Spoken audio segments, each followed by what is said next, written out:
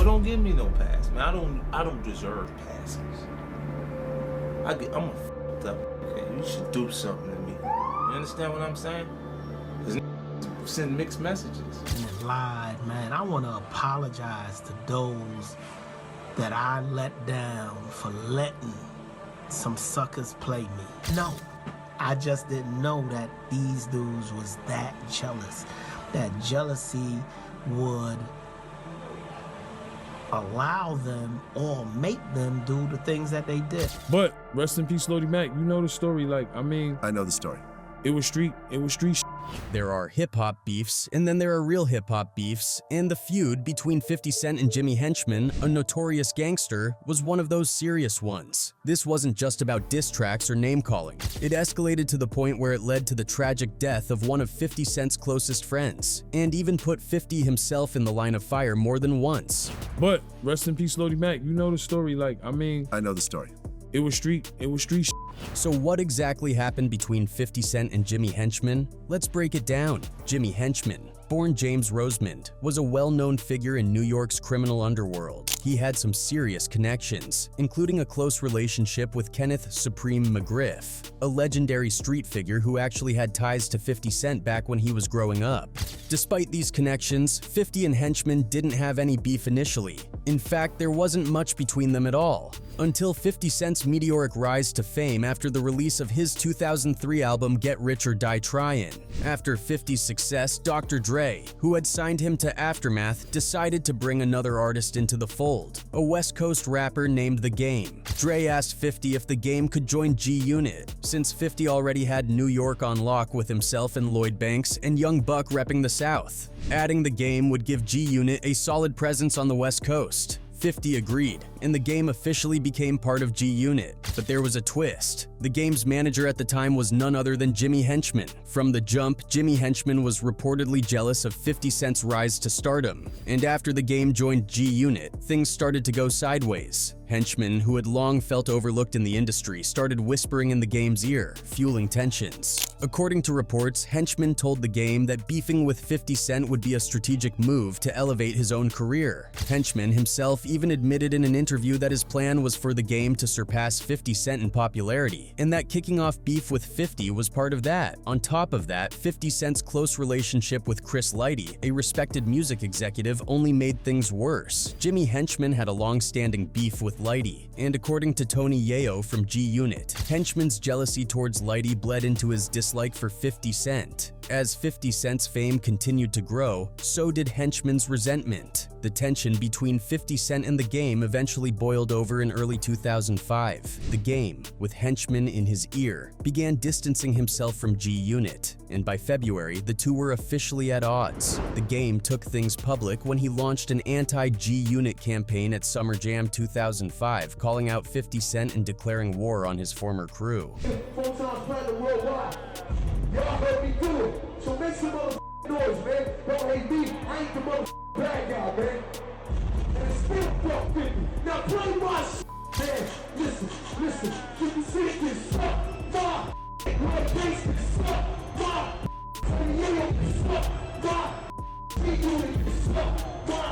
While 50 kept his cool publicly for a while, the tension was bubbling beneath the surface. Things started to escalate on October 1st, 2005, when 50 Cent dropped the G-Unit Radio Part 14 Back to Business mixtape. On the track Emotional, 50 finally addressed the growing tension with The Game and pointed fingers directly at Jimmy Henchman, accusing him of manipulating The Game and stirring up unnecessary drama. Now you know Jimmy told him to do that. Go out there and say, she do not. You know? Well, Jimmy, why you don't tell him how you gonna pay his bills now?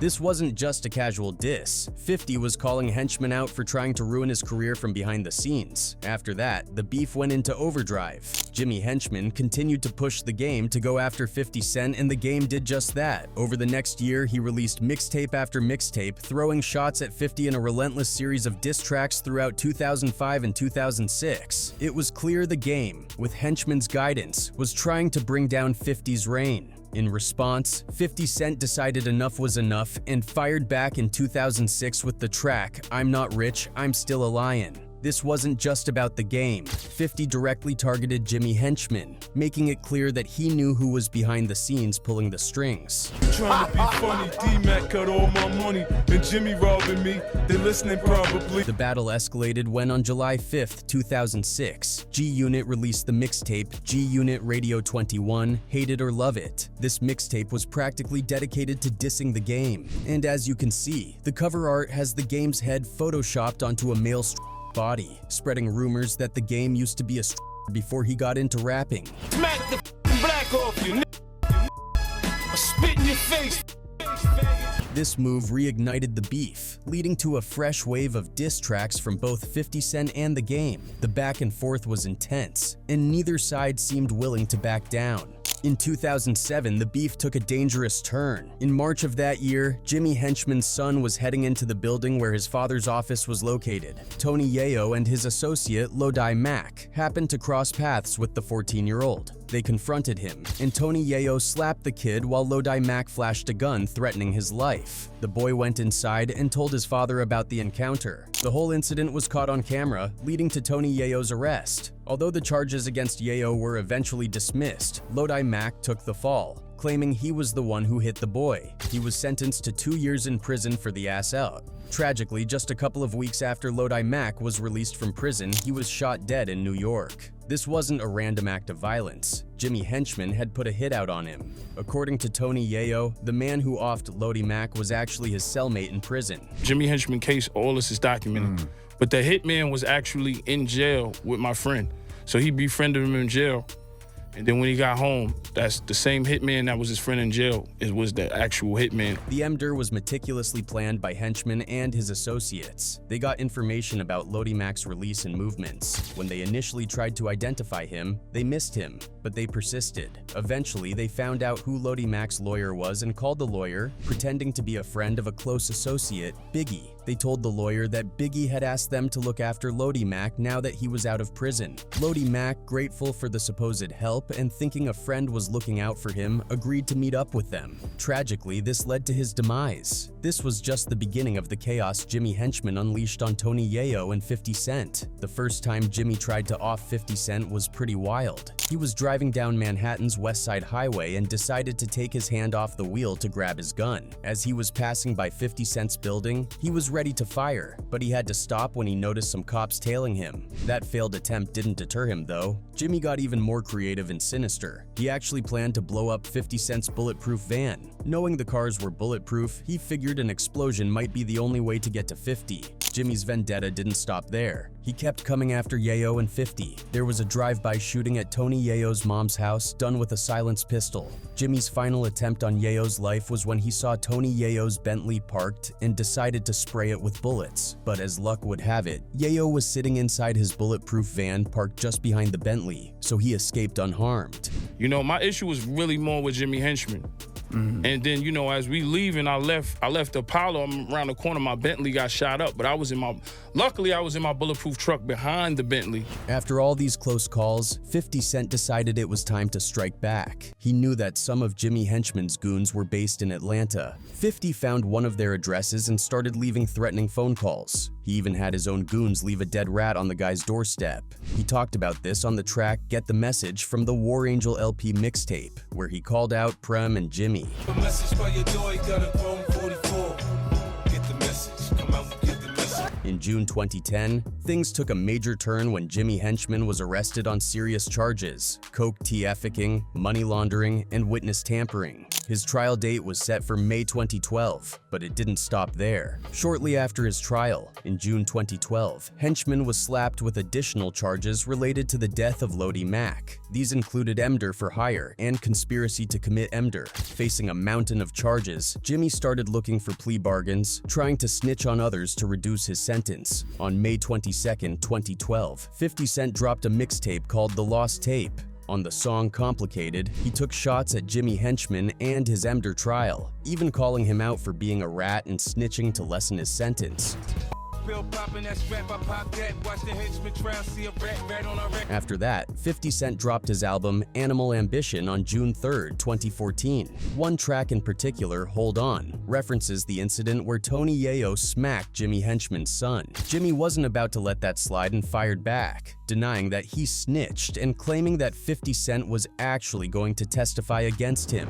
50, always one to keep the drama going, took to Instagram and posted a picture of Jimmy's paperwork with the caption, "Old Gangsta Jimmy, shake my head LMAO washed up. Hashtag Jimmy Snitchman." The tension remained high. And on November 29, 2017, Jimmy Henchman was convicted. 50 Cent continued his Instagram tirade until Jimmy recorded his reaction to receiving 2 life sentences. And of course, 50 Cent couldn't help but respond to this. But to understand just how notorious Henchman was, let's dive deeper into his story. James Roseman, better known as Jimmy Henchman, was born in 1965 in Harlem, New York. He grew up in Flatbush, Brooklyn, in an apartment complex called Vanderveer Gardens. His parents had migrated from Haiti in the 1960s but divorced when he was young, leaving his mother to raise 5 children alone. Despite these challenges, Roseman made a name for himself in the music industry. In 1992, Roseman and several friends founded the music conference How Can I Be Down, which became a significant event in the hip-hop world. By 1993, he was behind Salt and Peppa's hit single Shoop. His influence grew,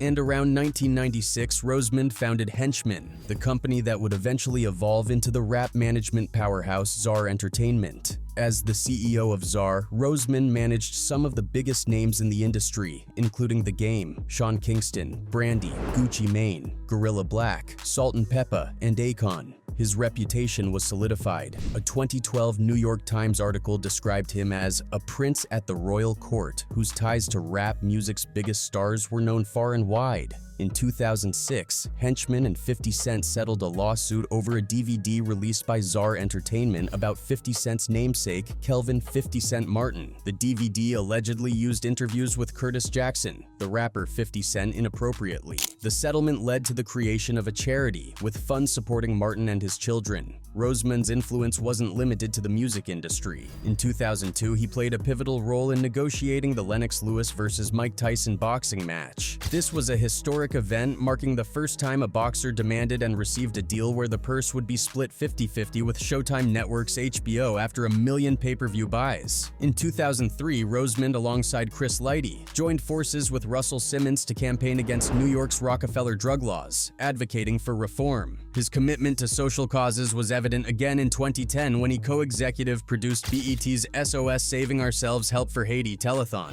The event, held at Miami's American Airlines Arena on February 5, 2010, aimed to raise money for the victims of the devastating Haiti earthquake, which had offed over 100,000 people. In June 2010, Roseman found himself in hot water when he was arrested on charges of coke TFK, money laundering, and witness tampering. His trial kicked off in May 2012 with none other than Gerald Shargel representing him. By June 5, 2012, Roseman was convicted in federal district court in Brooklyn for drug TFK, obstruction of justice, firearms violations, and a slew of other financial crimes tied to his leadership of a multi-million-dollar transnational coke-selling operation. At trial, prosecutors painted a vivid picture of Roseman as the mastermind behind a large-scale bi-coastal narcotics TFK organization. This group, dubbed the Rosemond Organization, was responsible for transporting coke from Los Angeles to the New York metropolitan area. They had a pretty elaborate system in place, shipping the cash proceeds from their narcotics sales back to LA using a variety of methods, including Federal Express and United Parcel Service. To avoid detection by drug-sniffing dogs, they'd even cover the shipments in mustard.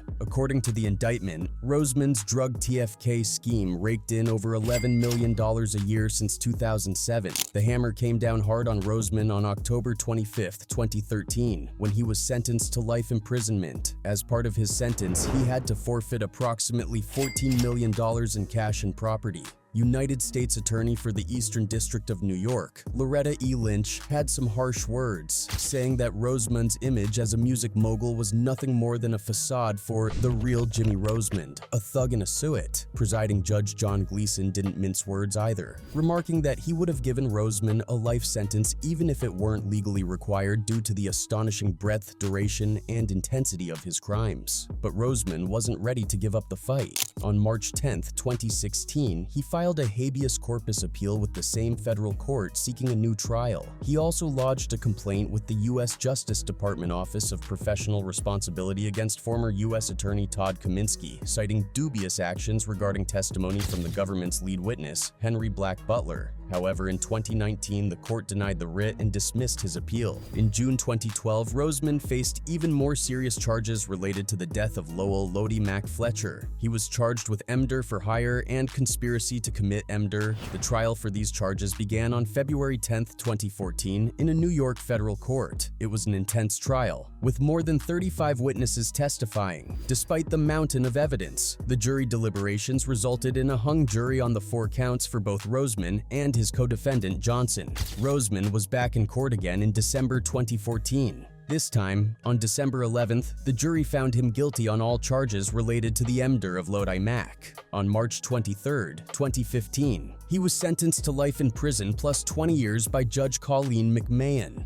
However, the U.S. Court of Appeals for the Second Circuit overturned the conviction in 2016, but Rosemond's legal troubles were far from over.